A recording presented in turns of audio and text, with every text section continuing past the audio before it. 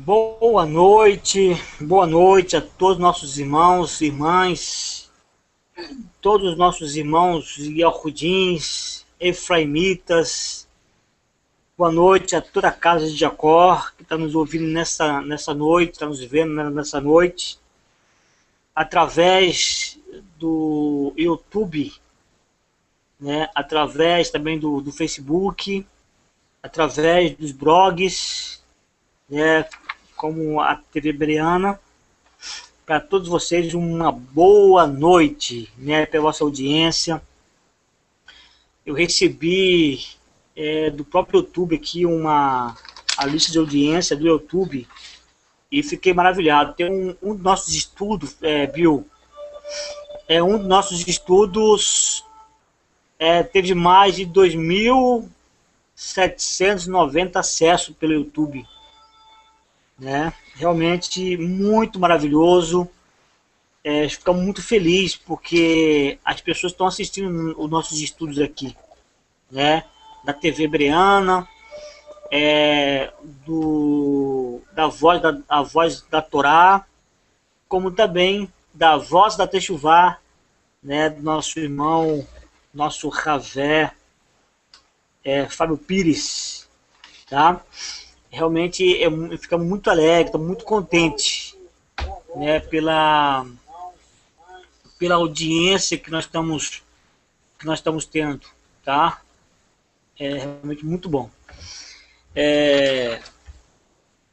Eu quero mandar aqui um abraço ao nosso irmão Marcos Grano, que vai estar participando conosco sexta-feira, né? Também sexta-feira vai estar participando junto conosco nosso irmão Netzé, o Bill, né, o Fábio vai estar participando também, tá? Realmente vai ser muito, muito bom. Sexta-feira, a voz da Torá. Também na segunda-feira que vem, tá? É nosso programa atual, né? Que é o Encontro Efraimita, tá? E se você, caso perdeu o vídeo ao vivo, pode acessar, né, no YouTube, nossa TV no YouTube, que é Verdade do Fim, tá? Só digitar lá Verdade do Fim, que vai estar todos os vídeos lá no YouTube, ou acessar a TV Bereana, né? A TV Bereana ela tem um interessante de muito acesso, de 50 a 80 pessoas por dia acessando, né? Todos os dias.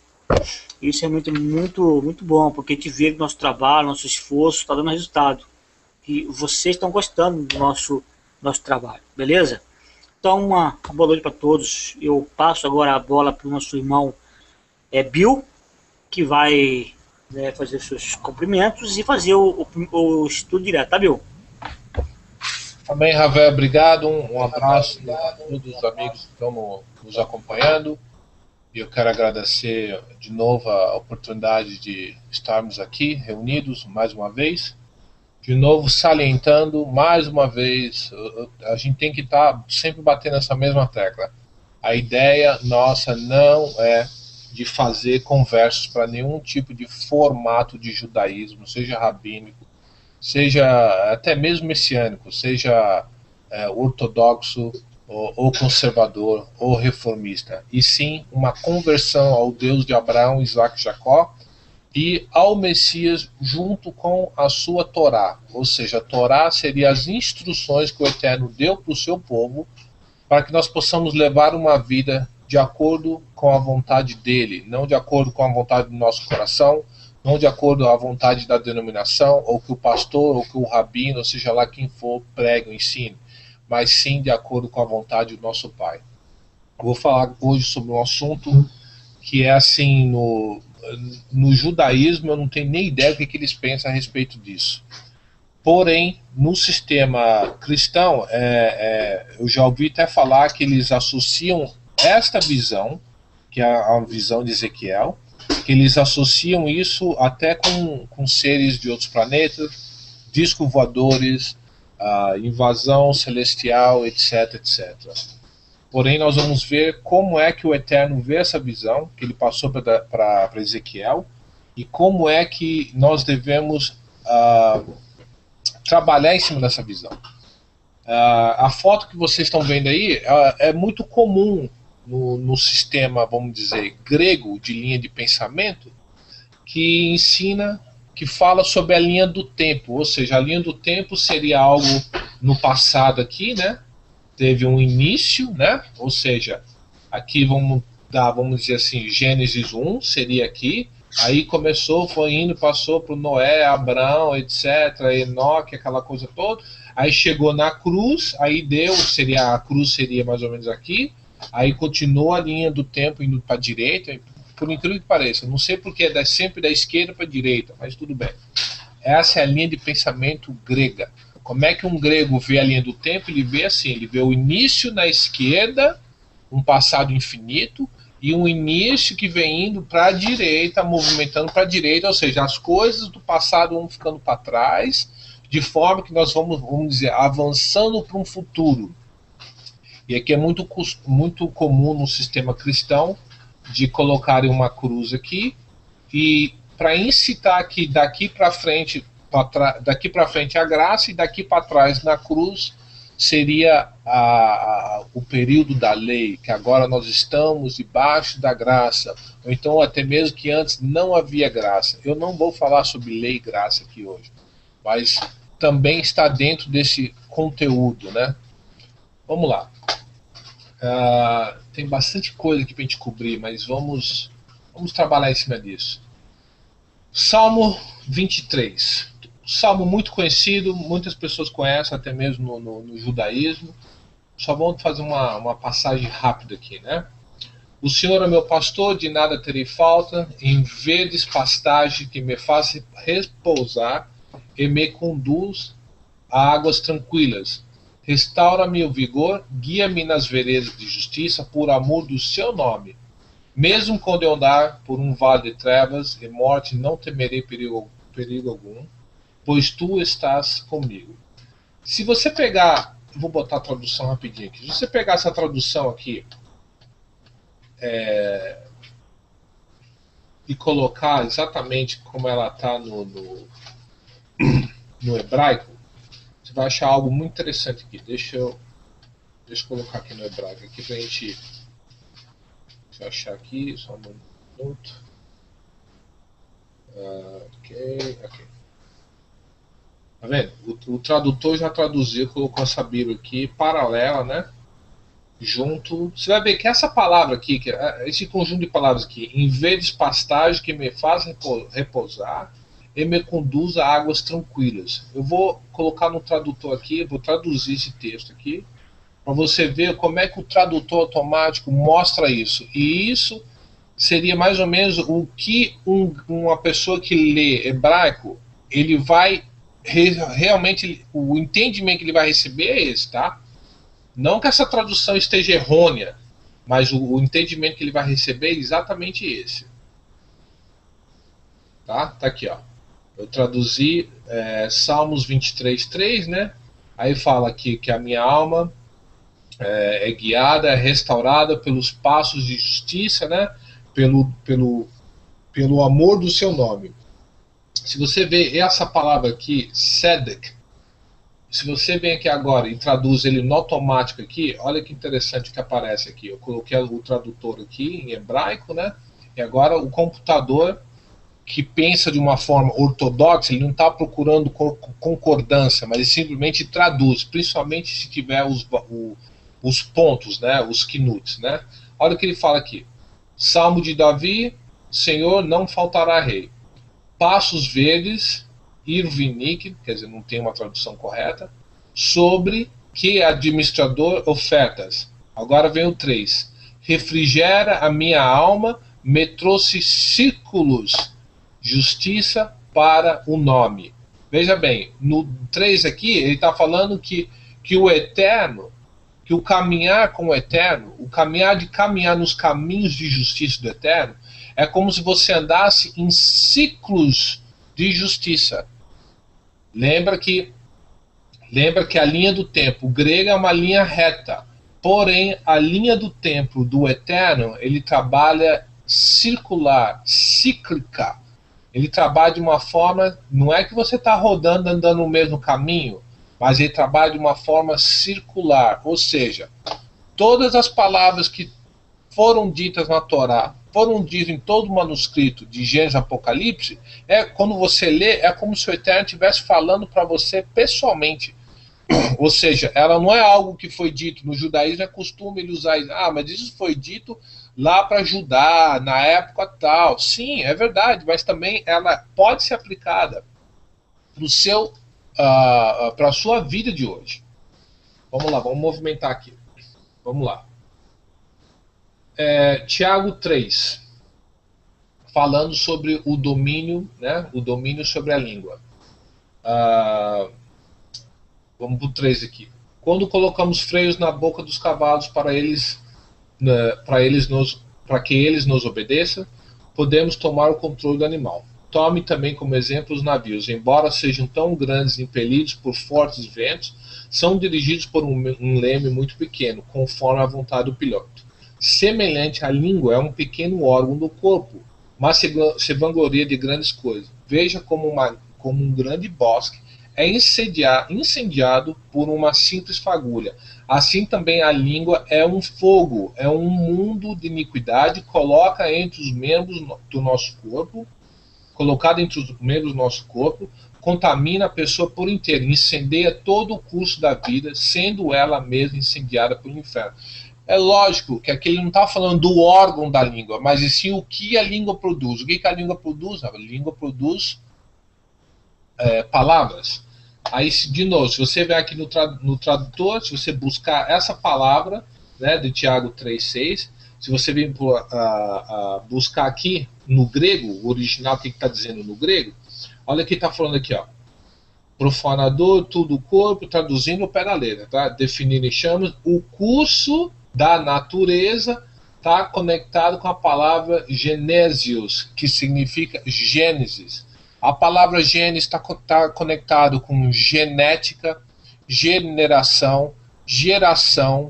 A palavra Gênesis significa, lógico, início, algo que produz vida, algo que produz círculos de vida. Ou seja, o Eterno, lá em Gênesis 1, vamos lá para Gênesis 1. Olha aqui, no princípio, Deus criou os céus e a terra era sem forma e vazia, trevas cobriam a face do abismo, e o Espírito de Deus se movia sobre as faces da água. Disse Deus, haja luz. Essa luz aqui não é essa luz cósmica que nós vemos aí do lado de fora, ou seja, não está falando do sol, porque algo gerou trevas. E para combater as trevas, o Eterno criou luz. O ciclo de luz, essa luz não é essa luz cósmica, ou seja, não é a luz da estrela, não é uma luz solar, porque, olha aqui no 14, os luminares só foram feitos no versículo 14. Essa luz aqui, ela gerou, porque houve trevas, gerou trevas aqui. Ou seja, durante a criação do Eterno, houve um inimigo, vamos assim dizer. O Hassatan, ele caiu. E com essa queda dele, ele gerou trevas durante a criação. E o Eterno criou um ciclo, um caminho de justiça. Como diz lá em Salmo 23, se a gente traduzir para Salmo 23, se você andar no ciclo dos caminhos de justiça do Eterno, você vai andar em vitória. Você vai andar conforme a vontade dele. Então, essa luz aqui, nós entendemos que essa luz aqui é o Messias. É a luz da Torá que veio para combater as trevas. Lembra que Yeshua falou várias vezes, eu sou a luz do mundo, quem anda em mim não anda em trevas, etc, etc. Essa luz aqui é a Torá, é os mandamentos. O próprio Yeshua é a Torá vivente. Ele mesmo já falou isso várias vezes. Vamos lá. Eu vou chegar no ponto principal que eu estou querendo aqui. Pronto. Ezequiel 1.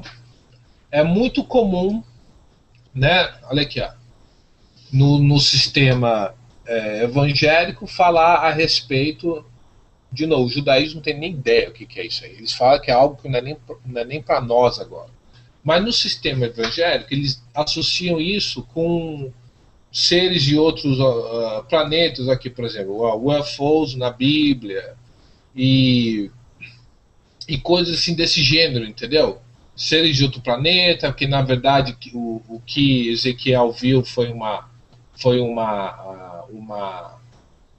visão de alguma espaçonave ou algo assim. Eu vou ler um pouco do texto para a gente ter uma ideia mais ou menos realmente o que foi que Ezequiel viu. Vamos lá. Era o 5º dia do 4º mês do 30º ano. Eu estava entre os exilados, junto ao rio Quebar. Abriram-se os céus e eu tive visões de Deus. Foi no 5º ano do exílio do rei Joaquim, no 5º dia do 4º mês, a palavra do Senhor veio ao sacerdote Ezequiel, filho de Buzi, junto ao rio Quebar, na terra dos caldeus. Ali a mão do Senhor esteve sobre ele. Olhei e vi uma tempestade que vinha do norte, uma nuvem imensa com relâmpagos e faíscas, e cercada por uma luz brilhante. O centro do fogo parecia metal reluzente, e no meio do fogo havia 4 vultos que pareciam seres viventes. Na aparência, tinha a forma de homem, mas cada um deles tinha 4 rostos e 4 asas. Suas pernas eram retas, seus pés eram como os de bezerros, e reluziam como um bronze polido. Debaixo de suas asas, nos 4 lados, eles tinham mãos humanas, os 4 tinham rostos e asas, e as suas asas encostavam uma nas outras, quando se moviam, andavam para frente e não se viravam. Quanto à aparência dos seus rostos, os 4 tinham rosto de homens, rosto de leão do lado direito, rosto do boi, rosto do lado esquerdo e rosto de águia. Assim eram os seus rostos. Suas asas estavam estendidas para cima, cada um deles tinha suas asas, que se encostavam uma na outra, que se encostavam uma no outro, ser vivente de um lado do outro, e 2 asas que cobriam seus corpos. Cada um deles ia sempre para frente, para onde é que fosse o espírito, eles iam. E não se viravam quando se moviam. Os seres viventes pareciam carvão aceso. Eram como tochas. O fogo ia de um lado ao outro entre os seus seres viventes, e do fogo saíam relâmpagos e faíscas. Os seres viventes iam e vinham como relâmpagos. Enquanto olhava para eles, vi uma roda ao lado de cada um deles, diante dos seus 4 rostos. Esta era a aparência das rodas e a sua estrutura, reluzia como berílio. Os 4 tinham aparência semelhante. Cada roda parecia estar entrosada na outra. Quando se moviam, seguiam as 4 direções dos 4 rostos, e não se viravam. Enquanto iam, seus aros eram altos e impressionantes, e estavam cheios de olhos ao redor. Quando os seres viventes se moviam, as rodas ao seu lado se moviam. Quando se elevavam do chão, as rodas também se elevavam. Para onde é que o espírito fosse, os seres viventes iam, e as rodas os seguiam, porque o mesmo espírito estava nelas.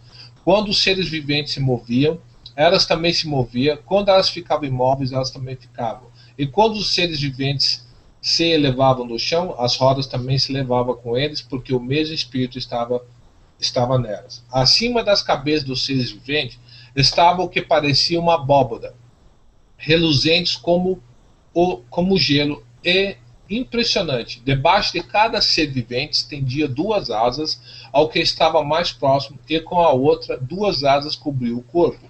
Ouvia o ruído de suas asas. Quando voava, parecia o ruído de muitas águas, parecia a voz do Todo-Poderoso. Era um ruído estrondoso, como de um exército, quando parava, fechava as asas. Então veio uma voz de cima da abóbada, sobre as suas cabeças, enquanto eles ficavam de asas fechadas. Acima da abóbada, sobre as suas cabeças, havia o que parecia um trono de safira, e bem no alto, sobre o trono, havia uma figura que parecia um homem. Vi que a parte de cima do que parecia ser a cintura dele parecia metal brilhante, como que cheia de fogo, e a parte de baixo parecia fogo, e uma luz brilhante o cercava, tal como a aparência do arco-íris nas nuvens de um dia chuvoso. Assim era o resplendor do seu redor. Essa era a aparência da glória do Senhor. Quando a vi, prostei-me no rosto em terra e ouvi a voz de alguém falando. Veja bem, essa visão que ele teve foi algo assim tremendo. Vamos para o 2, que agora vai ser a conclusão. O que é essa visão? Ele me disse: filho do homem, Ezequiel 2:1, Fique em pé, pois eu vou falar com você. Enquanto ele falava, o Espírito entrou em mim e me pôs em pé. Eu ouvi aquela que me falava. Ele diz: Filho do homem, vou enviá-los aos israelitas, nação rebelde, que se revoltou contra mim. Até hoje, ele e os seus antepassados têm se revoltado contra mim. O povo a quem vou enviá-los é obstinado e rebelde. Diga-lhe: assim diz o soberano, o Senhor, e quer que aquela nação rebelde ouça, quer deixe de ouvir, saberá que um profeta esteve no meio dela. E você, filho do homem, não tenha medo dessa gente, nem das suas palavras, não tenha medo. Ainda que cerquem espinheiros e você viva entre escorpiões, não tenha medo do que disserem, nem fique apavorado ao vê-los, embora seja uma nação rebelde. Você lhes falará com as minhas palavras, quer ouçam, quer deixem de ouvir, pois são rebeldes. Mas você, filho do homem, ouça o que lhe digo. Não seja rebelde como aquela nação. Abra a boca e coma o que vou lhe dar. Então olhei e vi na mão de alguém estendida para mim. Nela estava o rolo de um livro, o que ele desenrolou diante de mim. Em ambos os lados do rolo estavam escritas palavras de lamento, pranto e ais. Vamos aqui para Ezequiel 12. Não, perdão. Ezequiel 22.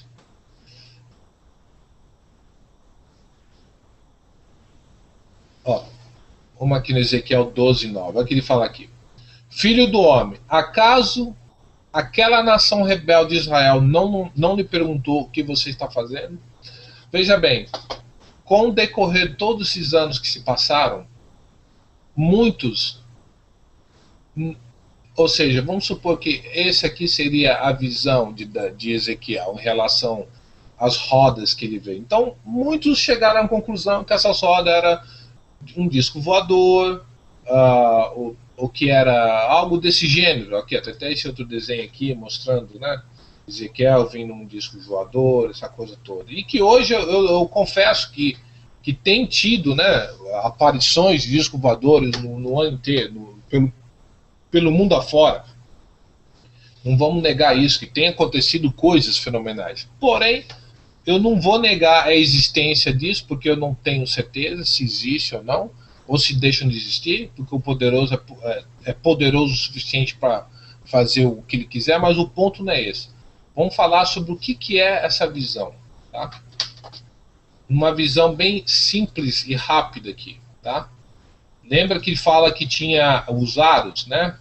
Acho que esse desenho aqui tá mais limpo para a gente começar a trabalhar sobre essa visão. Veja bem, você vê que no texto fala de aros, né? Que haviam aros, havia alguma coisa no centro, uma roda no centro, e essa roda exterior, e haviam aros, tá vendo como tá isso aqui, ó? Esse desenho aqui. Eu vou falar uma coisa aqui que muitos talvez não vão concordar, mas porém, muitos que já passaram por essa experiência vão concordar comigo, porque a própria experiência dele vai testificar o que eu vou falar aqui agora. Por que o Eterno trabalha de uma forma cíclica e não reta, não linear, como a linha de pensamento grega? A gente vê isso na própria natureza. Por exemplo, nós temos aqui, né, o ciclo solar dos planetas, né? Ou seja, cada dia da manhã não é um novo sol que aparece, é o mesmo sol de ontem. Não é uma nova lua, é a mesma lua. Ou seja, a lua deu uma volta na Terra, como está mostrando aqui no desenho. Os planetas andam de uma forma circular. As estações do ano são circulares. O mesmo inverno que passou esse ano, ele vai voltar o ano que vem. A Terra dá uma volta do planeta que determina um ano. E assim, ela dando uma volta sobre ela mesma, determina um dia. E os meses são contados bíblicos, né? São contados através do círculo solar.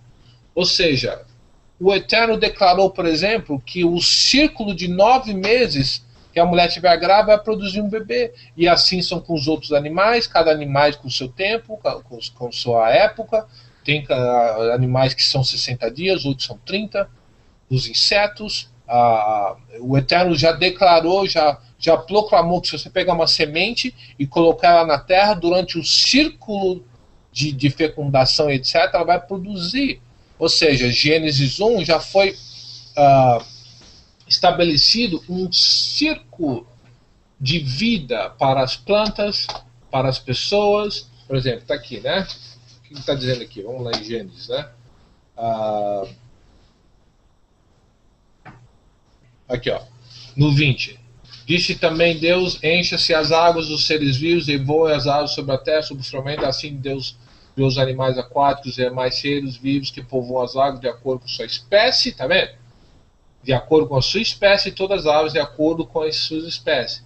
Ou seja, o homem, hoje em dia, ele está tentando mexer com o círculo natural do eterno, através de alimentos transgenéticos, através de copular animais diferentes, às vezes uma espécie similar, por exemplo, misturar um leão com um tigre, gera o que ele chama de liger, que é um leão, às vezes branco, que não tem, que tem uma aparência de tigre e coisas assim. Por exemplo, o homem hoje ele pega o cromossomo de um tomate e mistura com um peixe chamado flounder aqui na América, que é um peixe de água muito fria, para que o tomate possa resistir a temperaturas frias, né, temperaturas muito elevadas. Ou seja, o homem está tentando mexer com o ciclo natural que o Eterno declarou. Olha o que diz aqui no 24. Produz a terra seres vivos de acordo com as suas espécies, rebanhos domésticos, animais selvagens e os demais seres vivos da terra, cada um de acordo com a sua espécie. E assim foi. Deus fez os animais selvagens de acordo com as suas espécies, os rebanhos domésticos de acordo com a sua espécie e os demais seres vivos de acordo da terra de acordo com as suas espécies. E Deus viu que foi bom. Ou seja, teologicamente, o homem tem mexido também com os ciclos do eterno, em relação a que o homem natural, o cientista, quer mexer com a parte biológica do ciclo, né? E o homem religioso tem mexido com a parte teológica do eterno. Qual seria a parte teológica do eterno? Vamos voltar lá para a figurinha. Então temos aqui o sistema solar, né? Que o homem, se der bobeira, vai querer mexer também, né? Temos aqui o sistema das festas que o Eterno tem, e elas também são cíclicas, né? Então vamos comparar essas duas fotos, né? Essa aqui seria a visão de Ezequiel, e essa aqui seria as festas bíblicas. Então o que nós temos aqui? Tudo bem, a Hanukkah não é uma festa que está na Torá, mas não deixa de ser um ciclo que também está sendo celebrado. Então temos aqui Passover, né? Pessa. Temos a festa do pão zazo, né? Unleavened bread. A festa das primícias. Shavuot. A festa das trombetas, no qual o judaísmo chama de Rosh Hashanah, que quer indicar que isso aqui seria um ano novo, no qual a Torá não ensina. Ou seja, Rosh Hashanah é invenção de homem. Não existe Rosh Hashanah. Ou seja, não existe mandamento na Torá para celebrar ano novo, nenhum. Isso aqui foi algo que eles aprenderam no exílio babilônio e adaptaram isso. Ou seja, o próprio judaísmo acabou mexendo nas festas bíblicas do Eterno. Ou seja, seria Yom Teruah, que seria a festa do shofar ou as festas das trombetas, mas eles adotaram isso colocando o Rosh Hashanah como sendo a cabeça do ano. Isso não existe, porque a cabeça do ano seria em Êxodo 12, onde o Eterno iniciou o próprio calendário, ele restaurou o calendário quando o povo ainda estava no próprio Egito, que eu creio que o Eterno vai fazer isso também. Enquanto nós estivermos aqui nesse Egito babilônico, o Eterno de pouco a pouco vai restaurar o nome dele. Essa é a função do espírito de Elias, de restaurar todas as coisas. Não é algumas coisas não, é de restaurar todas as coisas. Então nós temos aqui, aí vem a festa do tabernáculo, aí tem aqui a festa de Yom Kippur, Hanukkah, então vem um ciclo. Esse ciclo aqui, vamos analisar, é o mesmo ciclo solar. Não muda. O homem não pode mudar isso, porém mudou. Essa visão que o Ezequiel teve está conectado com essas coisas. Por quê? Vamos voltar para o texto. Veja bem, por que o povo foi para o exílio babilônico? Porque estava em obediência à Torá? Ou porque estava em desobediência à Torá? Estava em desobediência. Então por que o Eterno fala aqui? Olha aqui, filho do homem, acaso aquela nação rebelde de Israel não lhe perguntou o que você está fazendo? Ou seja, o Eterno não estava satisfeito com o povo de Israel porque estava em rebeldia. O que é rebelde? Ser rebelde? Qualquer um que viola a Torá. Olha o que ele fala aqui.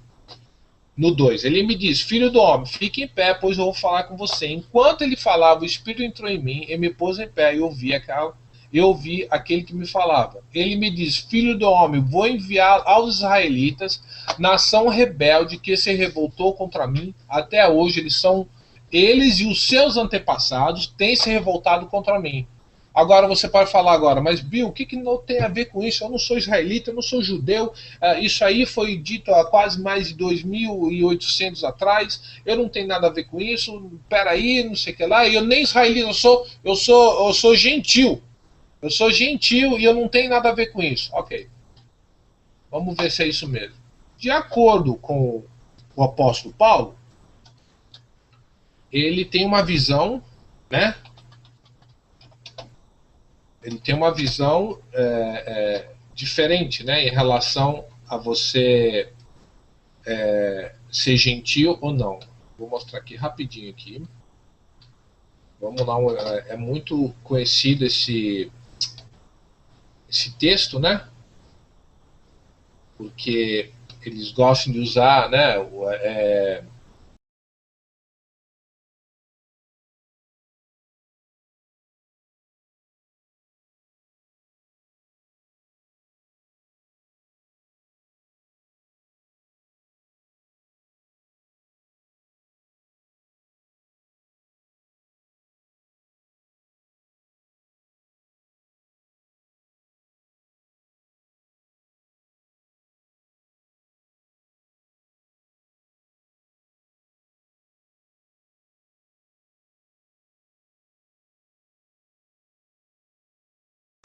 A minha atitude, meu caminhar é boas obras, porque eu preciso de alguém, um ser superior a mim, para me guiar e me falar: olha, isso é boas obras, isso não é.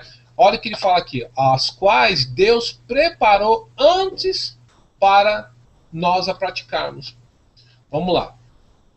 Portanto, lembre o que ele fala a respeito de gentil.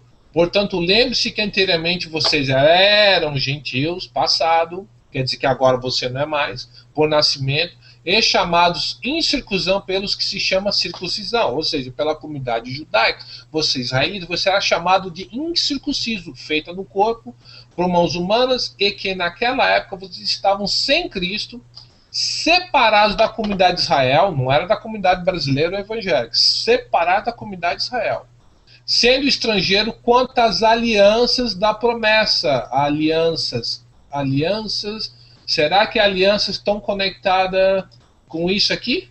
Será que Passover é uma aliança? Será que celebrar unleavened bread, pão de asmos, é uma aliança? Celebrar Pentecoste, Shavuot, é uma aliança? Circuncisão é uma aliança? Não comer coisa imunda é uma aliança? Sim, amigos. São alianças. Não existe essa história, eu tenho aliança com Jesus. Não existe.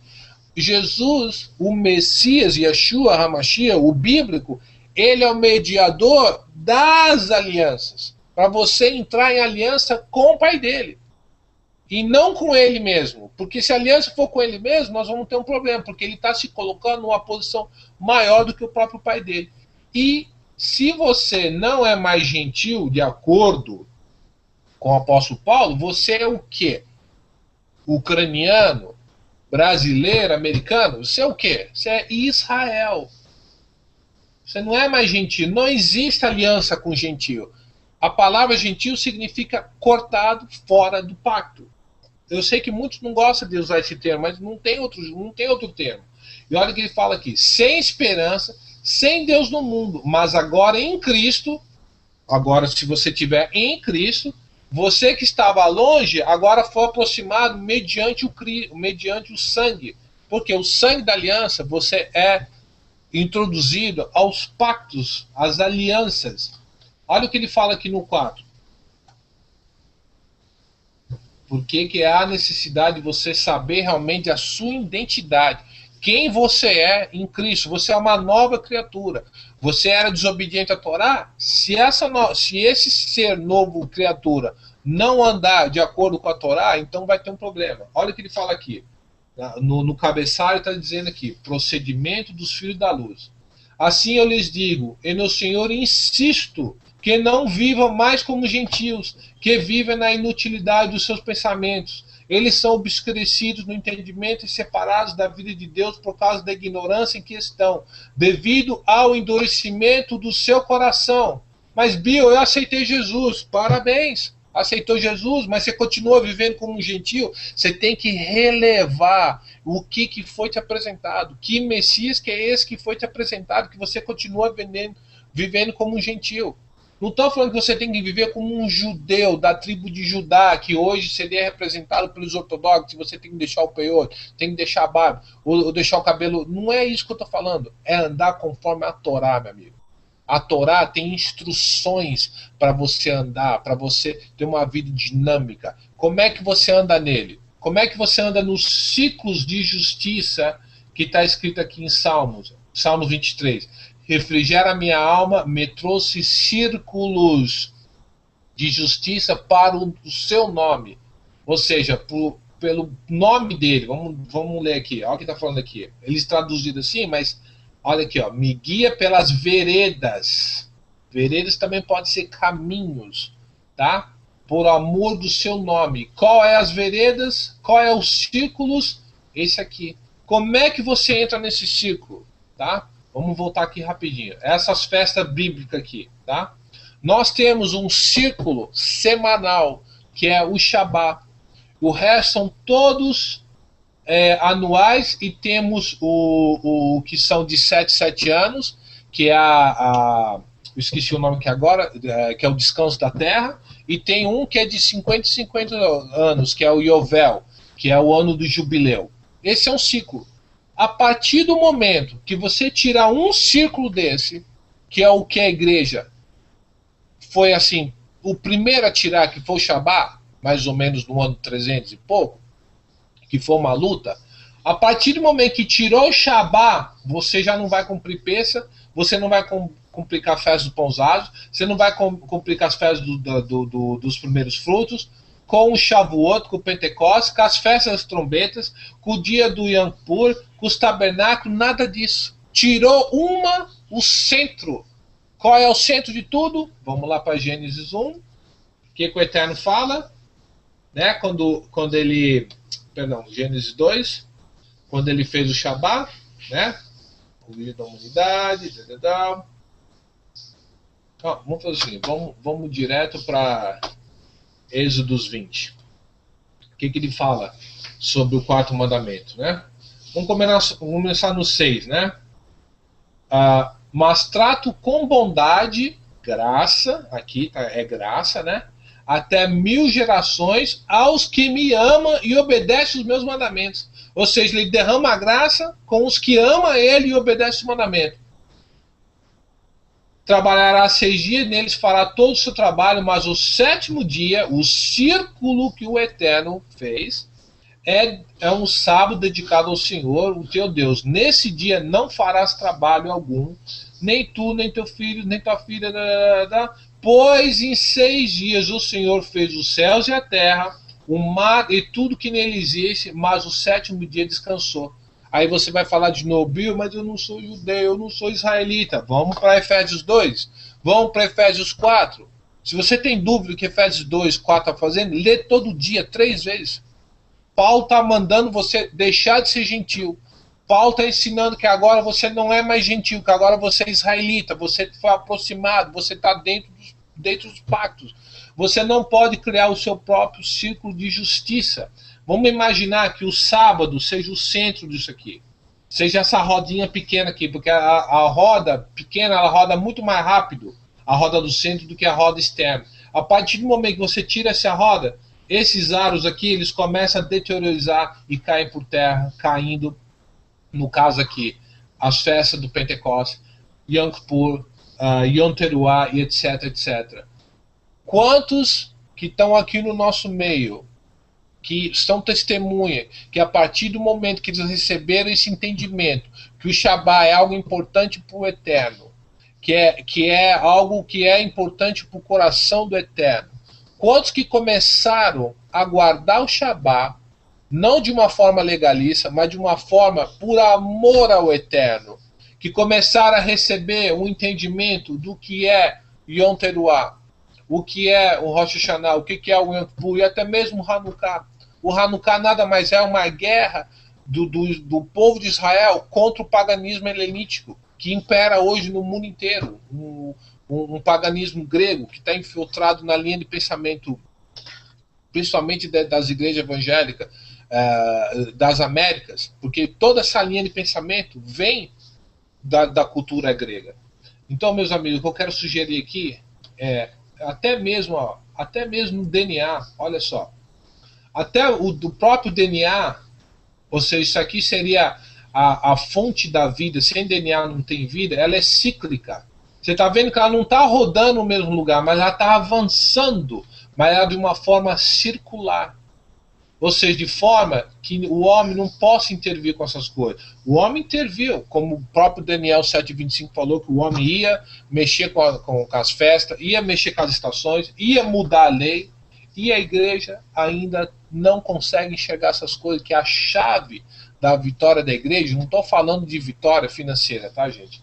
A chave da vitória da igreja é parar de pensar de forma reta, de forma linear, e sim de uma forma cíclica. Por isso que a igreja crê que não vai passar pelo grande arrebatamento, sendo que tudo está escrito lá no livro de Eclesiastes, fala que tudo que já passou vai passar, que não existe nada de novo debaixo do céu. Tudo que aconteceu com outras nações vai voltar a acontecer.